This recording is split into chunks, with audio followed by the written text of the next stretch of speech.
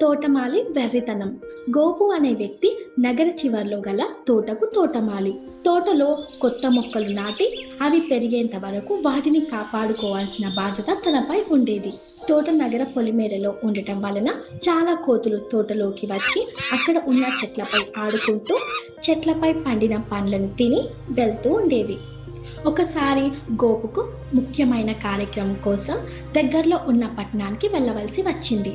గోపు తన స్నేహితుల నుండి సహాయం కోరడానికి బదులుగా కోతి యొక్క నాయకుడిని పిలిచి తను తిరిగి వచ్చే వరకు తోటను చూసుకోమన్న బాధ్యత దానికి అప్పగించాడు. దానికి ఆ కోతి యొక్క నాయకుడు ఈ విధంగా గోపుతో అన్నాడు: మీరు తిరిగి వచ్చే వరకు నా జట్టు సహాయంతో నేను ఈ తోటను జాగ్రత్తగా చూసుకుంటాను. మరుసటి రోజు ఉదయం కోతి యొక్క నాయకుడు తన జట్టులోని కోతులని మొక్కలకు నీరు పోయమన్నాడు. అందుకు కోతులు ఈ విధంగా అడిగాయి: మేము మొక్కలకు నీరు పోస్తాము, కానీ ఎంత నీరు పోయాలి? ఆ మాటలకు కోతి యొక్క నాయకుడు తికమక పడుతూ ప్రతి మొక్క బయటకు లాగి పొడవైన వేళ్ళు ఉన్న మొక్కలకు ఎక్కువ నీరు, పొట్టి వేళ్ళు ఉన్న మొక్కలకు తక్కువ నీరు పోయమన్నాడు. తోటమాలి తన తోట చాలా మంచి స్థితిలో ఉందనుకొని ఆశతో తిరిగి వచ్చాడు. ఒక్కసారి తోటను చూసి దిగ్భ్రాంతి అయ్యాడు. తోటలోని మొక్కలన్నీ పెరిగి వేయబడి నేలపై చచ్చిపడి ఉన్నాయి. అప్పుడు కానీ తను ఎలాంటి తప్పు చేశాడో అర్థమయ్యింది. నీతి: తెలివి తక్కువ నిర్ణయాల వల్ల నష్టం వాటిల్లుతుంది. గుడ్లగూబ, బాతు. మనందరికీ తెలిసిన విషయం ఏమిటంటే గుడ్లగూబ రాత్రిపూట సంచరించే పక్షి, బాతు ఉదయం వేళయందు సంచరిస్తుందని. అనగనగా ఒక గుడ్లగూబ ఒక కొలను దగ్గర గల చెట్టు యందు గూడు కట్టుకొని నివసించసాగింది. అదే కొలనులో బాతు కూడా జీవించసాగింది. గుడ్లగూబ, బాతు మధ్య మంచి స్నేహం కుదిరింది. ఉదయం సాయంకాలం సమయంలందు అవి రెండు ఒక చోట చేరి వారి వారి కష్ట సుఖాలు పంచుకుంటూ అన్యోన్యంగా స్నేహంగా ఉండసాగాయి. ఒకానొక వేసవి కాలంలో గుడ్లగూబ నివసిస్తున్న చెట్టు ఆకులన్నీ ఎండిపోయి రాలిపోసాగాయి. గుడ్లగూబ తనకు ఇష్టం లేకపోయినా తన గూడును వదిలి ఇంకొక గూడికి వెతుకోవాల్సి వచ్చింది. గుడ్లగూబ తన గూడు వదిలి వెళ్ళే సమయంలో బాతుతో ఈ విధంగా అన్నది: మిత్రమా, ఎలాగైతే మనం ఇక్కడ ఇద్దరం కలిసి స్నేహంగా ఉన్నామో అక్కడ కూడా మనం ఇలాగే ఉండవచ్చు. ఆ మాటలకు బాతు ఈ విధంగా బదులిచ్చింది: నన్ను క్షమించు మిత్రమా, నేను ఈ కొలను వదిలి రాలేను. ఇప్పటికే ఈ కొలంలో చాలా నీళ్లు ఉన్నాయి. కొద్ది రోజుల్లో వర్షం కూడా పడుతుంది. కాబట్టి నీవే ఎప్పుడు కావాలంటే అప్పుడు ఇక్కడికి రావచ్చు. బాతు మాటలు విన్న గుడ్లగూబ తన మిత్రుడికి విడోకులు పలికి తన రెక్కలు ఆడిస్తూ తన కొత్త గూటికి ఎగిరిపోయింది. గుడ్లగూబ వెళ్ళిన తర్వాత బాతు తన స్నేహితుని వదిలి ఎక్కువ రోజులు ఉండలేకపోయింది. తన స్నేహితుని కలిసి రావాలని నిర్ణయించుకొని గుడ్లగూబ ఉన్న ప్రదేశానికి బయలుదేరి వెళ్ళింది. తన స్నేహితుడిని చూసిన గుడ్లగూబ చాలా సంతోషించి బాతుతో ఈ విధంగా అన్నది: మిత్రమా, రాక రాక నా కోసం వచ్చావు. నాతో కలిసి కొన్ని రోజుల పాటు ఇక్కడే ఉండు. ఆ మాటకు బాతు సరేనని అంగీకరించి అక్కడే ఉండిపోయింది. అదే సమయంలో అడవిలోని ఒక వేటగాడు పక్షులను వేటాడడానికి ఆ ప్రదేశానికి వచ్చాడు. బాతును చూసిన వేటగాడు చాలా సంతోషించాడు. తనకు ప్రమాదం పొంచి ఉందని తెలియక బాతు అక్కడే గల కొలంలో ఆనందంగా విహరించసాగింది. వేటగాని గురి బాతుపై ఉండటం చూసి కంగారు పడుతూ వణికిపోతూ గుడ్లగూబ దాని వైపు ఎగురుతూ వెళ్ళింది. వేటగాడు బాణాన్ని వదలగానే గుడ్లగూబ గట్టిగా ఈ విధంగా అరిచింది: మిత్రమా, తొందరగా నీటి మధ్యలోకి వెళ్ళిపో, ఇప్పుడే వెళ్ళిపో. బాతు తన స్నేహితుడు చెప్పిన విధంగానే మరొక మాట మాట్లాడకుండా మరి ఒక ఆలోచన కూడా చేయకుండా నీటి మధ్యలోకి వెళ్ళిపోయింది. వేటగాని బాణం బాతు పక్క నుండి దూసుకుంటూ వెళ్ళిపోయింది. తన గురి తప్పిందని వేటగాడు నిరుత్సాహంగా అక్కడి నుండి వెళ్ళిపోయాడు. నీతి: స్నేహానికి నిజమైన పునాది నమ్మకమే. బంగారు బాతు. అనగనగా ఒక ఊరిలో ఒక పేద ముసలాం ఉండేది. ఆమె చాలా ముసలిది కావడం వలన ఆమె వల్ల వాళ్లకు ఎటువంటి ఉపయోగం లేదని భావించి ఆమెను ఇంటి నుండి తరిమేశారు. ఏ దిక్కు లేని ఆ ముసలామె ప్రతిరోజు భగవంతుని ఈ విధంగా ప్రార్థించేది: ఓ భగవంతుడా, నన్ను ఎంత తొందరగా వీలైతే అంత తొందరగా నీ దగ్గరికి తీసుకుపో.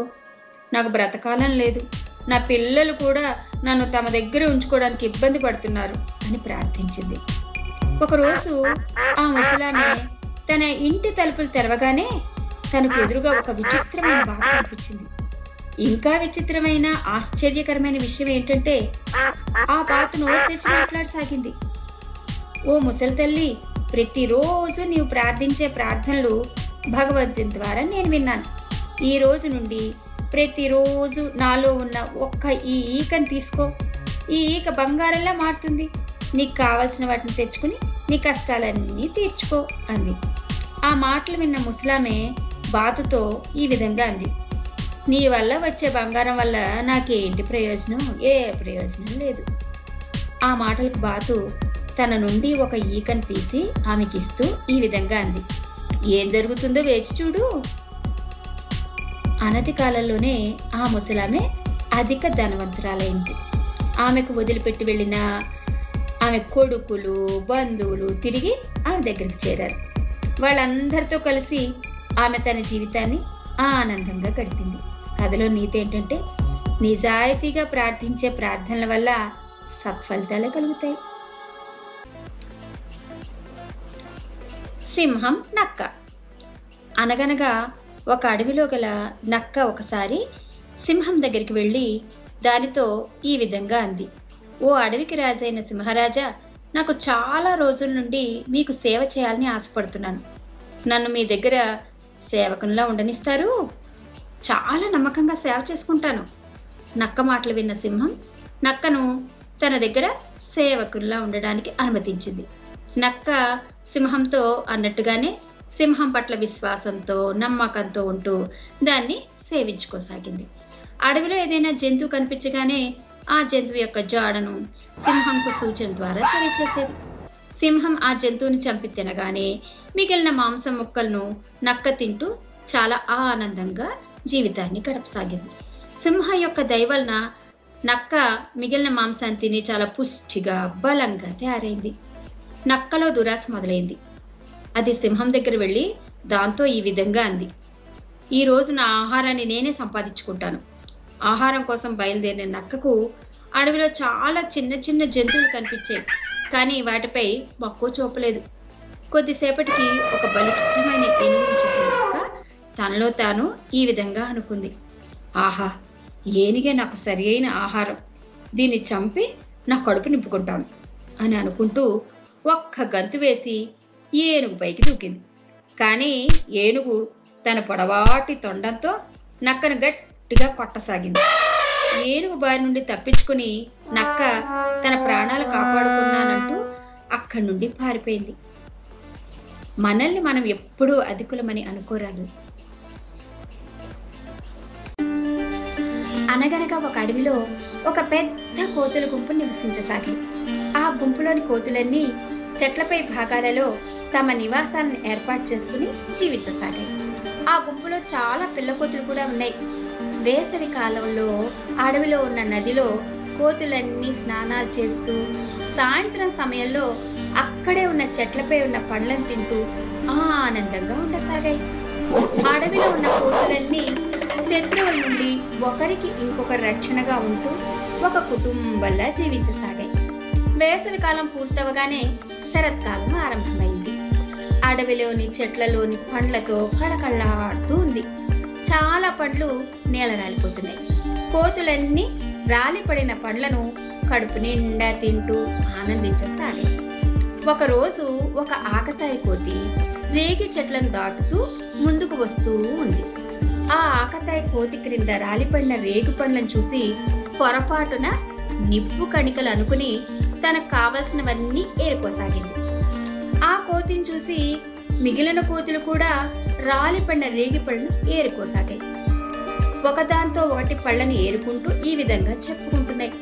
ఈ నిప్పు కణికలు మనల్ని చలికాలంలో మరియు చలి నుండి కాపాడి వెచ్చదనాన్ని ఇస్తాయి అని.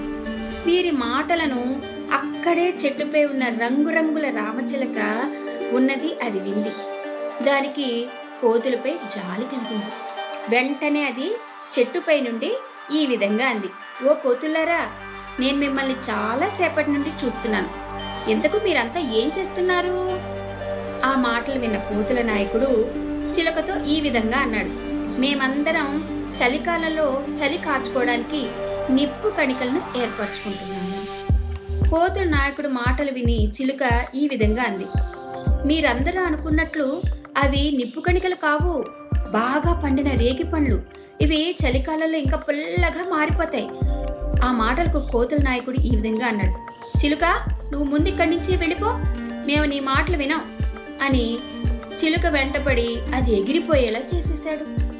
తొందరలోనే శరత్కాలం మారిపోయి శీతాకాలం వచ్చింది.